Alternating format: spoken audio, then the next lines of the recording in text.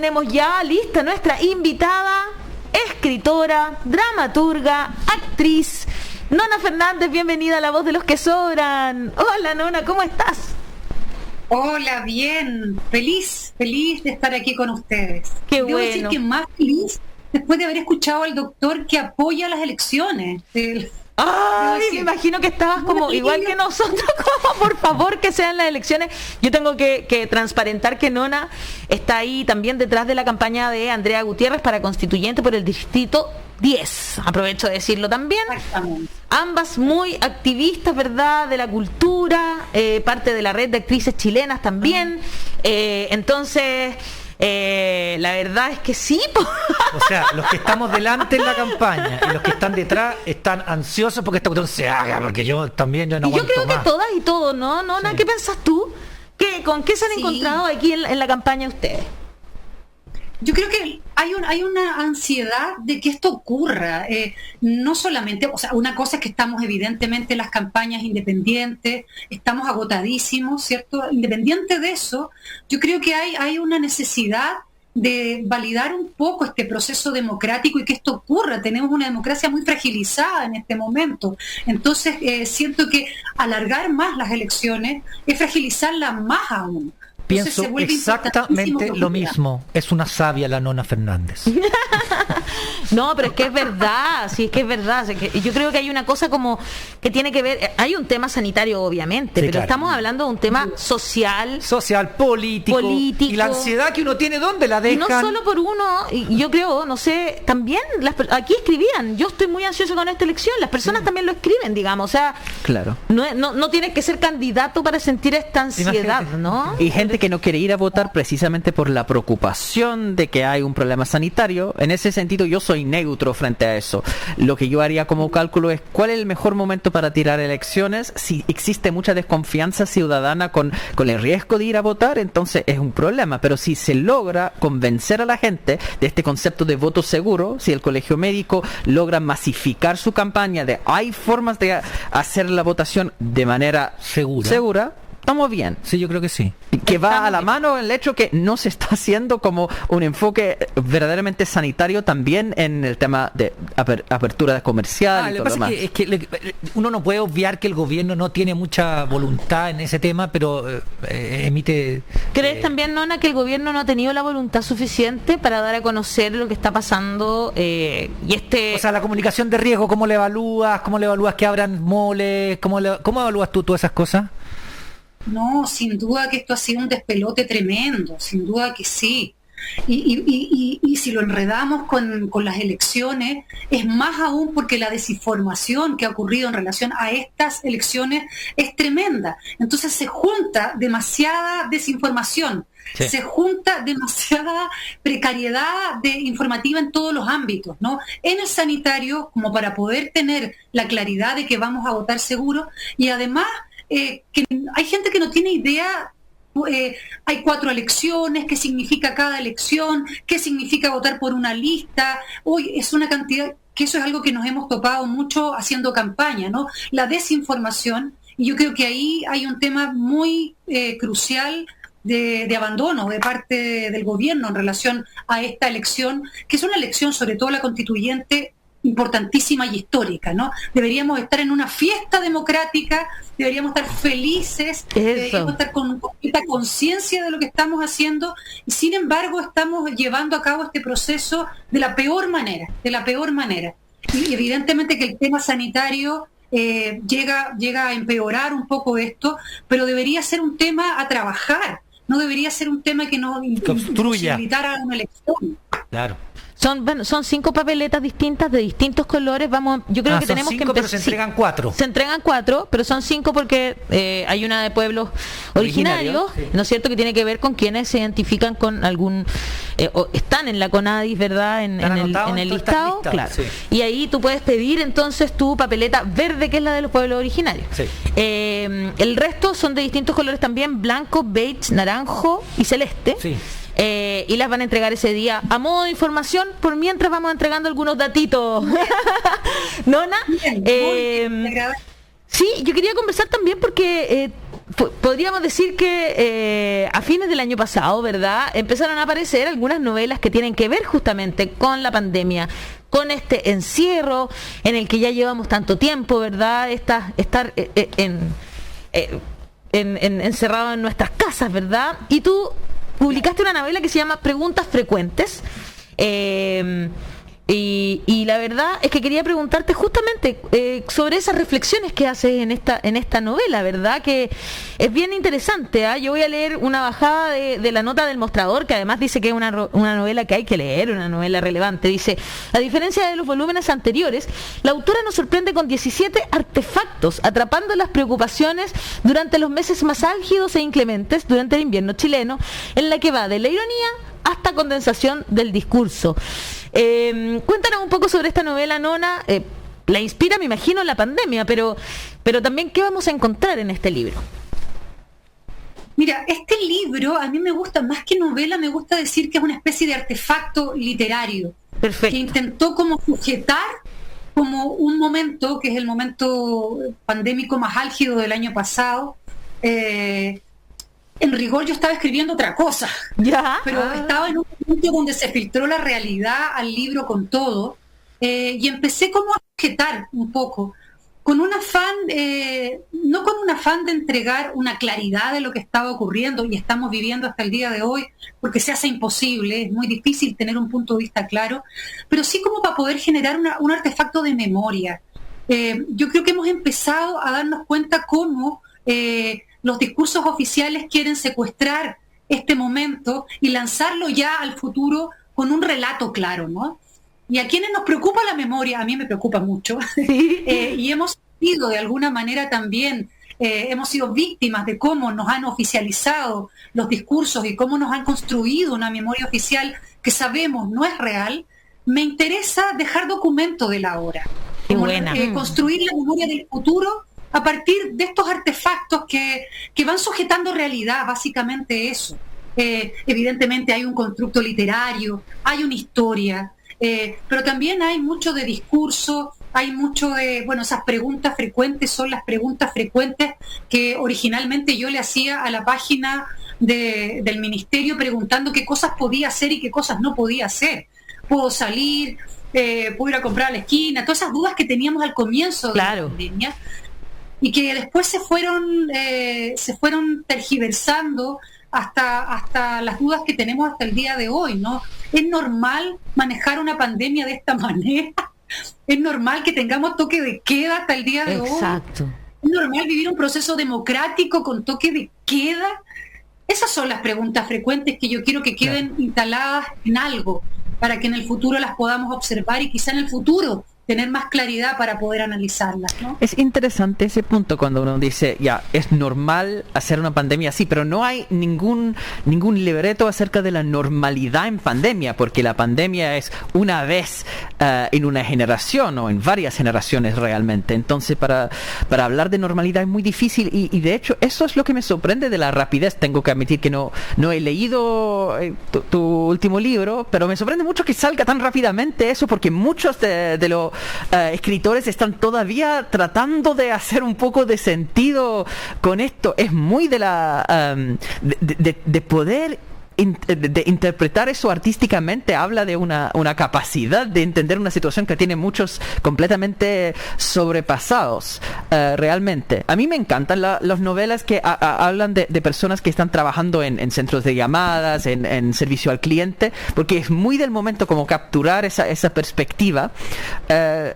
Y estamos en una situación muy nueva, que es esto, que no solamente uno está en esos trabajos de servicios, sino que además desde la casa y el teletrabajo y el cambio psicológico que eso implica, uno está obligado por ley a estar con alienación, como se tiene que quebrar los contactos sociales. Yo siempre quería escribir un cuento sobre el tema de servicio de impuestos internos y no, porque es muy interesante el concepto de los fiscalizadores de impuestos, porque lo que pasaba antes, en una cuestión predigital, sobre todo siglo XIX, es que todos los, es la misma cuestión bíblica casi, los fiscalizadores de impuestos son las personas más odiadas porque van a sacar la plata de la gente, pero además no pueden empezar a tener lazos sociales, porque el momento en que la familia del fiscalizador de impuestos empieza a tener amigos, entonces abre la posibilidad de corrupción. Entonces muchos servicios de impuestos internos van cambiando la posición de los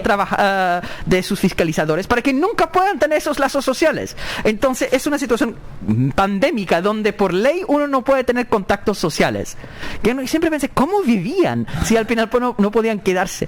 Y supongo que es un poco similar a lo que nos está pasando ahora, pero por eso me interesa leer el libro y pienso porque yo todavía estoy un poco sobrepasado con interpretar cómo es esta nueva vida. Y es para muchos escritores cuesta absorber la situación. Entonces, ¿fue difícil eso de escribir tan rápidamente y poner un poco de forma a esa experiencia tan novedosa?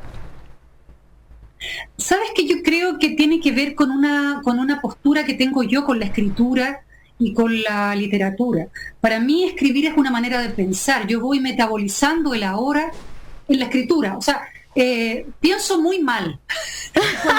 Cuando escribo, o intento pensar. Claro. Por lo tanto, mi ejercicio que ustedes hacen aquí día a día en el programa, de alguna manera yo que los veo, siento que ustedes están metabolizando el día a día a partir del programa. Yo tengo otra trinchera, mi trinchera es la escritura. Entonces ahí es donde voy metabolizando, pensando e intentando entender. Y así como lo hacen ustedes, para mí la escritura también es un espacio de tartamudeo. No es que yo los libros tengan necesariamente que consolidar un discurso certero y oficial, y menos en un minuto como este, donde se hace tan difícil entender lo que estamos viviendo, ¿no? Sobre todo en Chile, que estamos con una crisis social tremenda, enredada con una crisis pandémica, ¿no? O sea, creo que es el desafío de comprensión más alto que vamos a tener durante mucho tiempo. Entonces creo que primero es bajar la intensidad con respecto a tener que dar una gran mirada o una mirada única. Qué bueno. Por eso para mí era importante un poco lo que les decía antes, sujetar realidad y lanzarla al futuro para que después, con mayor lucidez, con mayor tranquilidad, si es que la alcanzamos, quizá esto va a ser así de ahora en adelante. Claro. Nos preguntamos en ese momento eso, podamos entender mejor. Sí. Tener conciencia. Pienso mucho un poco en los trabajos, por ejemplo, no me voy a igualar en ningún caso, por favor no lo piensen así, pero pienso en la batalla de Chile, ¿ya? De Pato Guzmán. Claro. Pato no sabía lo que estaba haciendo cuando grabó ese documental. No sabía cómo estaba sujetando realidad en ese minuto y cómo esa postal que nos armó en esa película hoy nos hace una cantidad de sentido tremendo y mañana va a ser otro sentido y pasado mañana otro. A mí me interesa mucho también esa escritura documental, ¿no?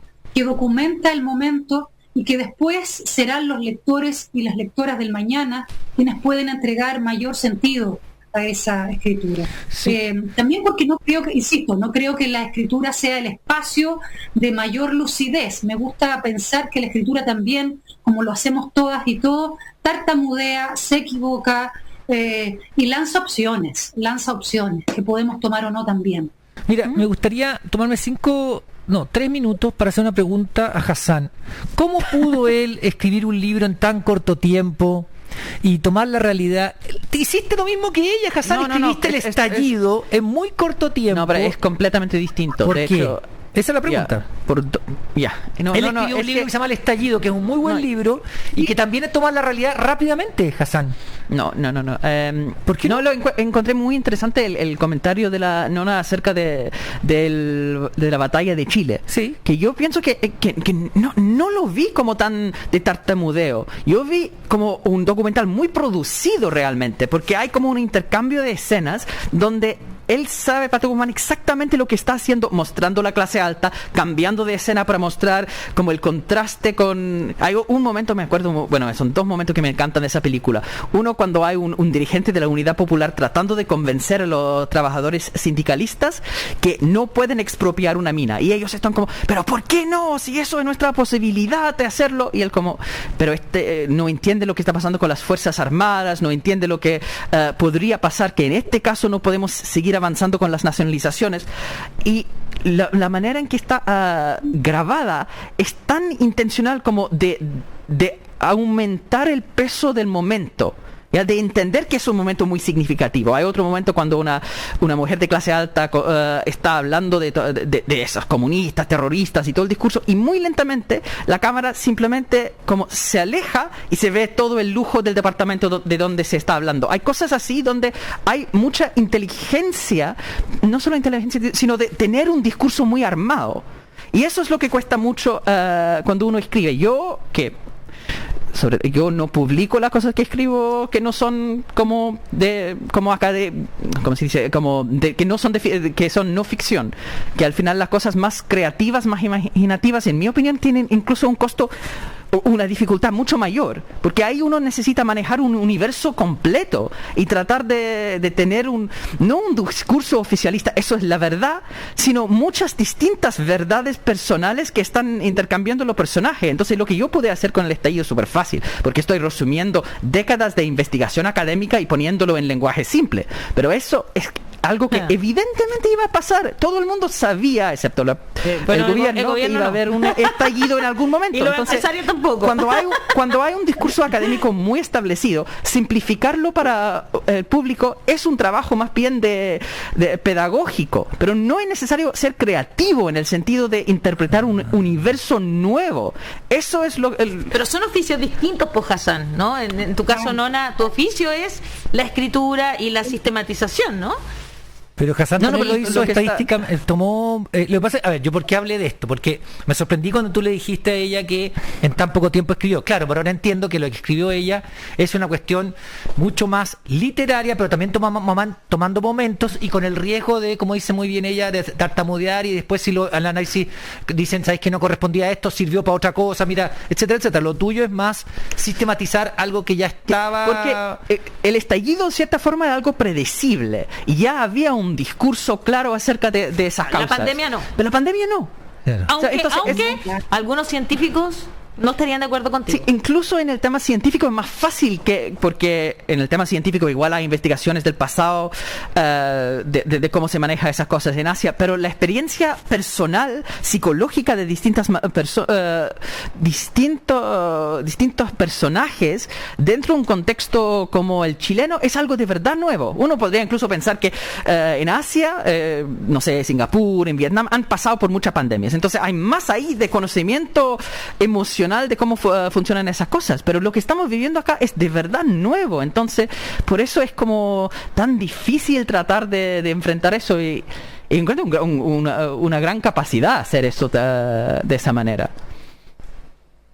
Estoy súper interesado en ese concepto. ¿Quieres que Nona diga? Sí. Responda a eso. Es una pregunta, Nona. ¿Te sientes? Que tiene que ver, eso. No capto bien la pregunta, pero es una reflexión más bien, ¿no? Claro. Para poner la pregunta más directa, es cuando dice que tartamudea, que los personajes dentro de una ficción pueden tartamudear, pero la autora tiene que tener manejo de esa situación. Uno como escritora no está tartamudeando, uno está controlando personajes que tartamudean. Y eso igual... Y hay entonces igual hay un control tuyo. Bien, un poco lo que intento plantear es que creo efectivamente que la visión de la pandemia es una visión que vamos a demorar mucho tiempo en poder comprenderla, ¿no es cierto? Claro. Y para poder comprenderla, creo que es bonito empezar desde ya, o a mí me lo pareció en ese momento, como una condición expresiva. Yo voy obedeciendo también a pulsiones expresivas, ¿no? Poder dejar registro de lo que estaba haciendo ese día a día de nosotros, de esa transformación diaria, de lo que significaba vivir una nueva dimensión temporal, lo que significaba vivir una nueva dimensión doméstica, una nueva dimensión social, cómo se transformaron los tiempos, las relaciones, cómo las pantallas comienzan a tomarse en nuestro día a día, cómo comenzamos a cambiar, a transformarnos en otra cosa. Sí. Ese registro, que es un registro más íntimo, por supuesto más doméstico, es el que el libro intenta rescatar. Perfecto. No intenta hacer una mirada social ni clausurar una mirada social con respecto a qué es lo que estaba ocurriendo. Eso es a lo que voy, ¿no? Es un libro que aparece como una explosión expresiva, y ahí va el tartamudeo, porque no intenta ser único ni claro al respecto, intenta aportar un espacio. Y también, sobre todo, y voy a insistir en el tema de la memoria del futuro, ¿no? Porque creo que es importante que tenemos la posibilidad en el ahora de armarnos un palimpsesto más claro que antes, digo. Pienso en la memoria que construimos de la dictadura. Era una memoria donde no contábamos con todos los medios de comunicación, bueno, todavía tampoco se puede, pero tenemos más posibilidades. Sí, ¿no? las redes sociales nos permiten tener más formas de expresión. Podemos construir. Claro. Podemos construir mejor, ¿cierto? Tenemos otro tipo de problemas, como son las fake news ahora, porque hay un exceso de información, exacto, ¿no? Exacto. Oye, pero tenemos más opciones, y creo que también desde el trabajo literario uno va lanzando pedacitos de realidad para esa memoria del futuro. Me encanta esa palabra. Me encanta esa palabra, palimpsesto, ¿no? El texto dentro del texto, que es muy fuerte en este momento, porque ha aumentado, incluso tengo entendido, las personas que están escribiendo porque están en cuarentena. Entonces tenemos en ese sentido muy cierto. Un florecimiento de autores.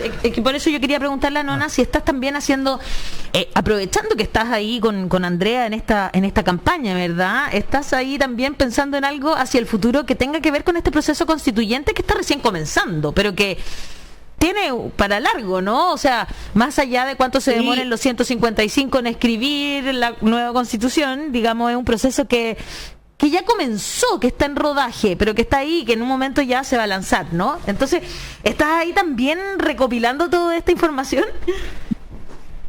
Sabes que, mira, claro, el proceso constituyente para mí se inicia con el estallido de octubre, ahí partió este momento constituyente, ¿cierto? Y creo que toda la reflexión con respecto a lo que ha ocurrido desde octubre hasta ahora y todo lo que ha sido en el caso de quienes estamos en campaña, toda la explosión que significa, ustedes lo saben también, de recoger información, de conversación, de diálogo comunitario, es tal la explosión en mí que estoy segura que va a aparecer más. No tengo, ahora, porque estoy en campaña, no tengo claridad ni posibilidad de organizar eso literariamente, pero ha sido como no sé cómo llamarlo, una tormenta de realidad. Esa es la verdad, de poder confrontar con distintas voces, con distintos espacios, con distintas problemáticas, también de llenarme de optimismo también y de energía. Yo creo que a ustedes también les debe ocurrir, de entender que también estamos en un momento, siempre se nos hace creer que no es posible, que los cambios no son posibles. Sin embargo, yo he podido recoger que hay una ciudadanía encendida y que quiere los cambios y que está dispuesta a trabajar por esos cambios. Esa energía a mí me gustaría volcarla a la escritura en un futuro, no sé en qué historia, cómo, pero evidentemente que hay que lanzarla también, como lo que decía recién, hay que lanzarla en un espacio temporal hacia el futuro, para que se sepa que en este momento, no importa lo que ocurra, termina ocurriendo. Yo soy optimista, espero que todo ocurra bien, pero no importa lo que ocurra, hubo una ciudadanía empoderada, energizada, que quiso hacerlo y que se la jugó por el intento. Claro. Y que si no ocurre lo que queremos, ya tendremos las herramientas para entender en el futuro por qué, pero que lo intentamos. Y que quede escrito que lo intentamos, con todo lo intentamos. Sí. ¿Daniel? Sí, dos cosas. Cuando tú hablas de esto último que estás mencionando, a mí me recuerda un poco lo que fue el proceso de Allende, ¿no? Que se intentó un cambio con sus errores, con sus cuestiones positivas, y nadie le puede decir a ese grupo de jóvenes o grupo de personas en general, porque no solamente eran grupos de jóvenes, que no intentaron un cambio, que se les frustró en su momento. Yo siempre he pensado, en auto como medio personal, ¿qué habría sentido yo de haber estado en ese proceso y que me lo corten así? Siempre he pensado, pues yo era muy chico, digamos, cuando vino el golpe, pero porque yo lo he escuchado, los he leído a muchos de los que estuvieron ahí y lo que sintieron después, lo que significó los años de reflexión posteriores, que la izquierda hizo una mucho mayor reflexión que la derecha, qué significó al Estado ahí, el tiempo como perdido o ganado, si uno lo ve como experiencia, etcétera, que yo creo que es similar, es meterse en un proceso meterse en una aventura como esta o como la que pasó en esas épocas en que se la jugaron por completo por algo en que creían, funcionó en un tiempo pero te lo cortaron, que es lo que significó después la salida de Chile de mucho, el retrotraerse para su casa, etcétera. Este es un proceso más o menos similar en términos de lo que uno se está jugando, ¿no? Más que otra cosa, lo que tú estás poniendo todo tu corazón ahí para que algo funcione. Eso me pasa a mí ahora. Yo estoy poniendo toda mi vida en esto. O sea, no toda porque tengo un familiar, pero también como más allá de lo familiar, en esto. O sea, dejé fuera lo profesional, estoy como consciente también, y por eso la ansiedad también. Es una cosa, pero lo que quería es una reflexión personal y me tomé ese minuto. Lo que quería yo preguntarte, Nona, es, y voy a echar una marcha atrás, ¿de qué trata el libro? Bien básico, porque tampoco todavía he entendido de qué trata el libro, perdón. Claro, o sea, si hay personajes, porque ahí leí recién que había una mención en que tú también estabas en el libro, perdón, pero entonces hay una mención, entonces que nos cuentes un poquito eso. Sí, cuento. Solamente quiero agregar algo a lo que dijiste porque me parece importantísimo. Y es que también siento que el proceso que se vivió en la Unidad Popular, que fue de una energía tremenda, así nos lo han contado, o así lo han testimoniado, ¿no es cierto? Se parece sin duda a esto. Y es muy curioso ver cómo el programa de la Unidad Popular incluye muchas o gran parte de las demandas que hoy día están casi todas las candidaturas que quieren transformaciones reales enarbolando. Es loco pensar que hemos vivido casi en un paréntesis espacio-temporal desde entonces hasta ahora, que quizá ahora lo que nos toca es tomar ese rumbo, ¿no? Ese rumbo de esas transformaciones sociales que se quisieron hacer y no se pudieron hacer. Qué interesante. Eso solamente como para chequear lo que dijiste. Y el libro es un diálogo a destiempo entre dos amigas que están viviendo un escenario pandémico, están viviendo un escenario con el tiempo difuso, con el tiempo elástico, con esta nueva dimensión temporal.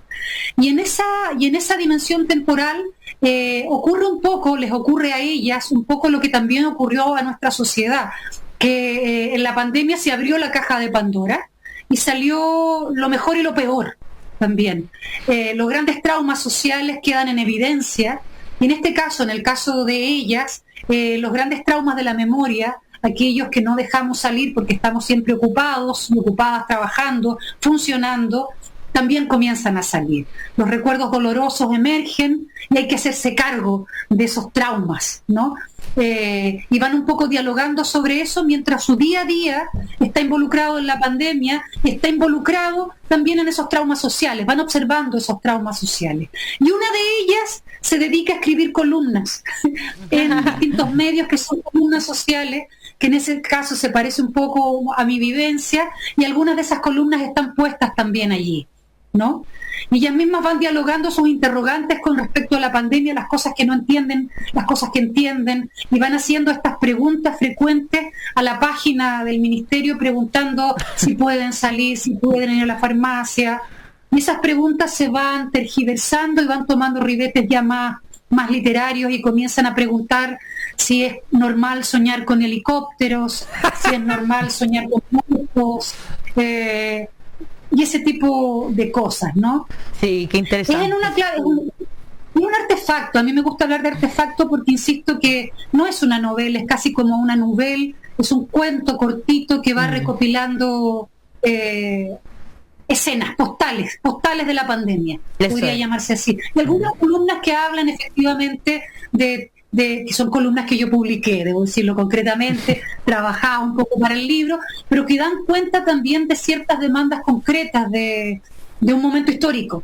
Claro. Un poco de columnas que estaban ahí, que ocurrieron, y que trataban de juntar demandas concretas de ese momento, ¿no? La profe Rocío dice en Twitter, me encanta lo que dice Nona, creo que cuando uno lee mujeres, escritoras o filósofas, siente eso, una invitación más que una imposición, lo sugestivo sobre lo literal, la frase abierta a ser discutida y completada es otra forma de pensar sin duda. En Facebook, Luz Javiera Maino dice, grande nona, te conocí saumando el 8 de marzo de 2020, justo antes de la pandemia. Saludos. Cecilia Angélica Sarunich Alfsen dice, interesante entrevistada y me encantó su voz. Laura Carrera dice, un abrazo gigante a Nona Fernández Silanes, gran invitada, clara y asertiva. Hablan de tu voz y de tu pelo, nona. También también leí por ahí un comentario, me encanta su pelo. Perdón, los frívolas, pero somos aquí, nosotros nos gusta también tirarnos flores. ¿Qué quieren que les diga? Está muy bien. No, perdón, es muy importante opinar eso, el look de las entrevistadas. Perdónenme, pero tenía que decírselo a Nona porque está muy bella, con ese pelo brillante. Muy bien. Pero la nona estaba haciendo un resumen del libro y habló de la primera personaje en la novela. No es cierto que la persona que está escribiendo columnas, pero hay la segunda, que es la que está trabajando en online. Y quería saber un poco más de la segunda, que eso me fascina mucho, esa nueva situación de trabajo y cómo lo enfrentan psicológicamente. Mira, la verdad es que yo creo que tú te armaste una línea ahí de ficción que no ocurre. La segunda, ella está cesante. Trabajaba efectivamente respondiendo preguntas a un call center, pero a un call center de un centro comercial, y como la gente ya no iba a comprar porque estaba cerrado en ese momento, la despidieron, como despidieron a gran cantidad de gente en ese momento. Y dejó de trabajar. Entonces el problema de ese personaje concreto es que está cesante, que no tiene ninguna seguridad social. Ya. Ese es el problema. Claro, muy parecido a la entrevistada que tuvimos ayer de la Federación de Trabajadores del Call Center, justamente que hablaba de esas problemáticas. Qué interesante que Nona habla de problemáticas que son absolutamente reales, por eso es como el momento, ¿no? Sí, claro, entrevistamos a la presidenta de los sindicatos de la Federación de Trabajadores de Call Center, sí, así se llama, sí. Efectivamente. Yo quiero traerte un poquito más hacia el presente, Nona, y ¿qué te parece lo que está pasando? Porque partimos un poco contando que tú estás trabajando con Andrea Gutiérrez, que va de candidata a la constituyente por el distrito 10. Entonces, pero sin embargo ha pasado algo que como que siento que nos cuesta mucho poner ese ambiente electoral, traerlo, como que se está hablando mucho de la presidencial, de nombre, aparece hasta Julio César Rodríguez ayer en una encuesta, que después dijeron que era un experimento social que se había hecho, en fin, ¿no? Que querían demostrar justamente que falta tanto y que esa era como la razón por la cual habían puesto esa pregunta y ese nombre en específico. Pero como que da la impresión que el statu quo no quiere que hablemos de la constituyente. ¿Tienes esa misma impresión tú? Sí, por supuesto. Yo siento que se ha invisibilizado el momento más importante, el momento histórico más importante, yo podría decir desde la llegada de la democracia. Incluso podría decir que más importante porque esa llegada, lo sabemos, fue pactada. Esto no ha sido, esto responde, vamos a cambiar la Constitución porque la gente salió a la calle, porque la gente se manifestó, porque la gente dijo no puedo más. ¿Qué más importante que eso, que obedecer a la ciudadanía y generar una nueva constitución a partir de ese mandato de la ciudadanía toda, ¿no? Y efectivamente, como tú dices, Ale, ha sido invisibilizado de una manera tremenda. Un poco lo que conversábamos antes, la gente no entiende nada, no entiende absolutamente nada de lo que debe votar, de cómo debe votar, de qué significa votar por una lista, qué significa votar por un independiente o alguien de un partido. No entienden absolutamente nada y nadie nos ha ayudado, salvo los medios independientes como ustedes, que están en constante trabajo pedagógico al respecto, pero oficialmente eso no existe. Y además viene la carrera a la presidencial, que los partidos nos han hecho un gran favor poniéndola como protagónica. Sabemos lo importante que es, porque esa presidencial va a ser quien tome y asuma la nueva constitución que escribamos, ¿no es cierto? Pero honestamente importa tan poco esa presidencial si no generamos una buena elección constituyente. Exactamente. Deberíamos estar todos y todos concentrados en informar lo mejor posible sobre nuestros constituyentes para poder generar una buena constitución. O sea, todas las transformaciones que incluso los candidatos presidenciales y las candidatas dicen que quieren hacer no son posibles si no generamos la constitución que necesitamos. Exacto. Entonces creo que aquí hay un propósito tremendo en esto. Y creo que mucho tiene que ver, y aquí me van a perdonar las cúpulas de los partidos políticos, pero creo que tienen que ver mucho con una soberbia y con una falta de lectura tremenda del momento histórico. Tal Es cual. lo que está ocurriendo en este minuto y eso es así. Y hablo de las cúpulas porque... No, con toda la razón. Sí. Tiene- Sí, es la cúpula porque la gente que... es algo que sostenemos nosotros permanentemente. sí. Las bases no son lo mismo que las cúpulas, y en eso Claro. estamos de acuerdo contigo también. Las cúpulas están más cercanas al statu quo y al establishment, ¿no es cierto? Están súper cómodos en su rol, digamos. Y en cambio los que trabajan en las bases de los partidos que nos encontramos en las calles, ¿no es cierto? Nosotras ahí haciendo Bueno, eso campaña, fue- es súper distinto. Porque Eso fue lo maravilloso gente del diferente. estallido, que la gente pudo salir y Exacto. vincularse y se escuchaban más a las bases. Yo sigo pensando, tengo muchas ganas de leer la novela, así preguntas frecuentes, porque tengo harta pregunta precisamente sobre esas bases que estaban en la calle y después tuvieron que volver a la casa y estar encerrados.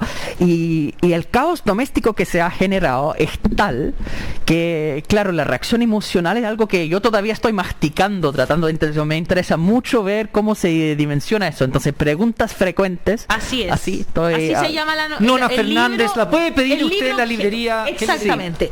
Un abrazo, Nona. Muchas gracias por estar esta mañana en La Voz de los que Sobran. Gracias, Nona. Y darnos Un un gusto. momento para reflexionar Gracias a y pensar. ustedes. Eso, un abrazo. Nos seguimos encontrando. Gracias. Que estén muy bien. Chau, chau.